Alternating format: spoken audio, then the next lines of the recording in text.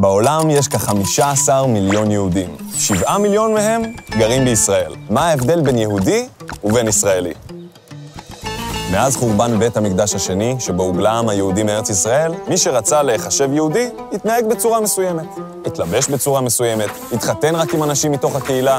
בקיצור, היו חוקים. מי שהחליט שלא לציית לחוקים, נפלט החוצה. אורח החיים הזה, שהיה די קשוח לפעמים, הוא ששמר על המסורת היהודית במשך כל השנים שבהן לא הייתה לנו לא טריטוריה ולא מדינה.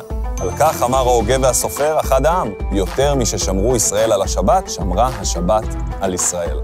כלומר, איחדה אותם כעם והבדילה אותם מהעמים האחרים.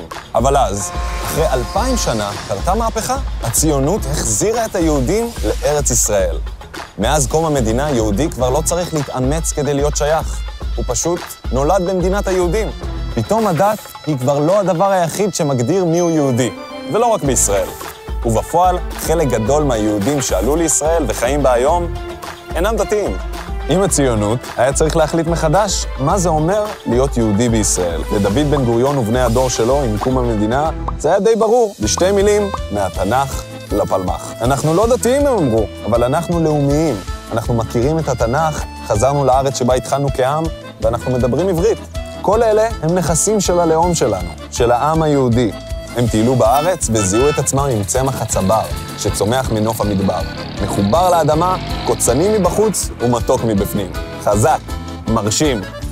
וואלה, הלוואי שכל היהודים היו כמוהו. כך צמח בארץ היהודי חדש. איזו התגשמות של החלום הציוני. עם חופשי בארצנו. עם ככל העמים. אבל היו מי שהתריעו כבר אז, ביאליק למשל, שזה לא יספיק. הישראלי החדש הזה חייב להיות קצת יותר יהודי.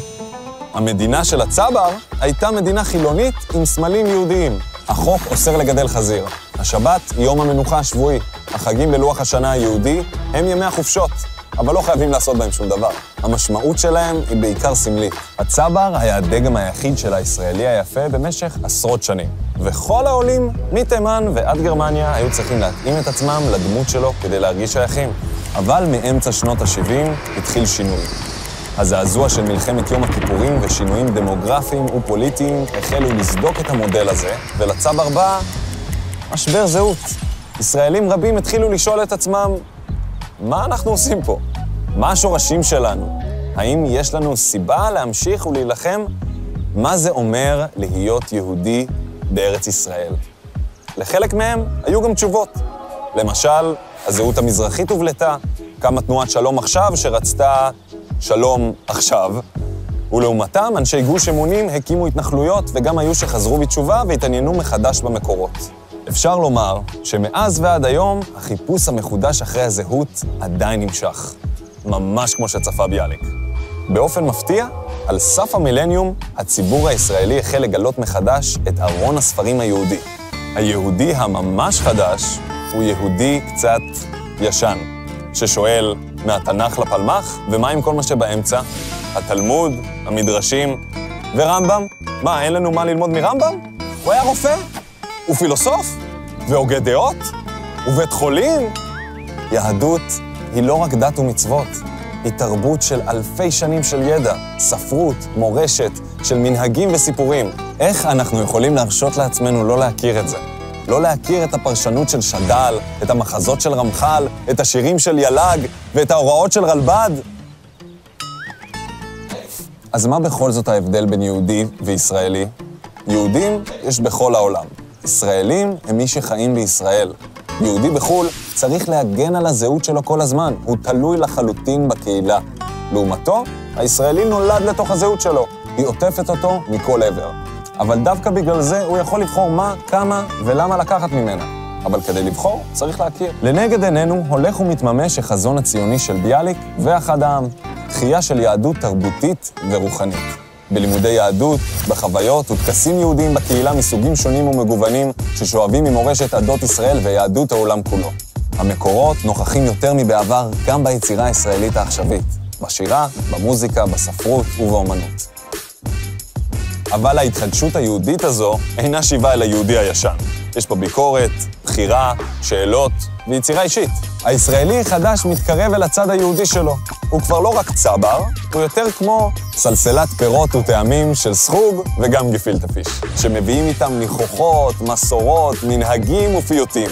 כל מה שנתפס עד לא מזמן כסממנים גלותיים שצריך להתגבר עליהם.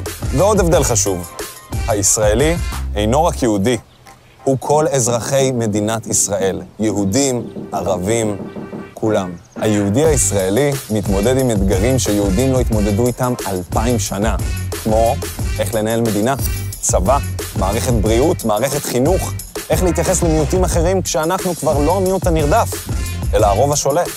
אתגר הריבונות והכוח המדיני מזמין אותנו להקשיב יותר, גם למקורות הרוח שלנו, לעולם שלם של מוסר וערכים, ולקבל מהם השראה לימינו. כל זה מעורר גם לא מעט חילוקי דעות.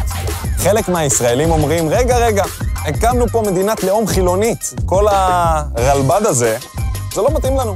הדיון הזה עוד לא הוכרע, והוא ממשיך לתסוס ולהסעיר את החברה הישראלית. אז איך נראית היהדות הישראלית שלך ושלך? איך תראה היהדות הישראלית בשנים הבאות? הסיפור עוד לא נגמר, ולכל אחד מאיתנו יש אחריות לכתוב אותו. אחריות כלפי העבר ואחריות כלפי הדורות הבאים. מזל שיש מאחורינו ארון ספרים שלם. אם נדע לפתוח אותו, אולי נוכל לקבל ממנו השראה.